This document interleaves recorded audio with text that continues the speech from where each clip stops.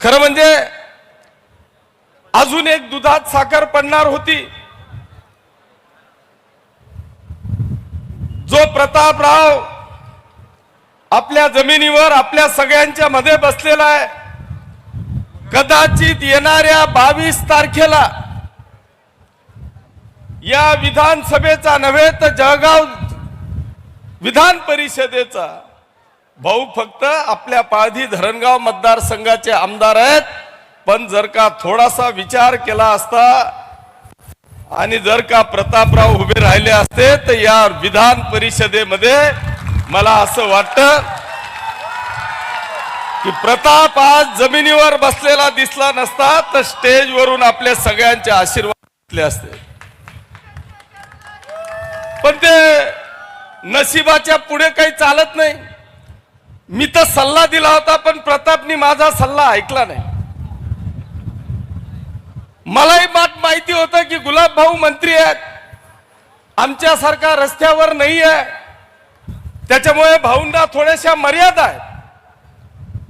मी प्रतापला सांगितलं होतं की तू जर माझा सल्ला ऐकशील तर एक काम कर, हे भाऊला माहित नाही, जसं ईश्वर बाबूजी आणि मनीष जैननी एकमेकांमध्ये भांडण केलं, म्हटलं तू भाऊ संगी 1 महिनाभर दांगडो कर टाक। आणि भाऊनी हात वर कर द्यावा मन पोरगा ऐकत नाही, हात बाहेर चालला गा, आम्ही देखले सुत काय करा ते। पण ते प्रतापनी बी काय माहिती मना नंतर फोनच उचला नाही त्यांनी। जर का असं झालं असतं मी आपल्याला खात्री देतो, मी पहिले बी सांगितलं होतं, पण मग आता पूर्ण राज्याची रणनीती ठरली, महायुतीमध्ये लढायचं ठरलं आणि त्या महायुतीमध्ये आज आपण सगळेजण कुठेतरी मागे आलो। प्रताप असता तर मी मग कोणीच मग गुलाब भाऊ आवडता नाही मला, पण हरकत नहीं, नसीब से पहले नहीं मिलता। इन टाइम आते कथा ही नहीं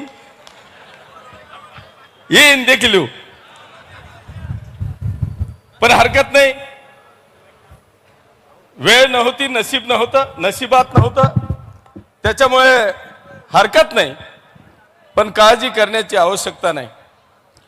मलाही वाटत होतं की पुढे टाइम येईन, पण चंदू अण्णांनी सल्ला दिला का टकलीवर केसे बसाडल्या, त्यामुळे भाऊ काही बसणार।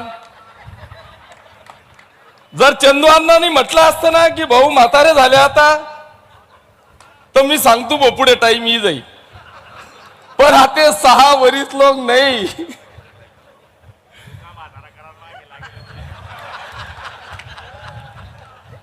अरे तुम्ही पोरेस कडे तर देखा, पण हरकत नाही।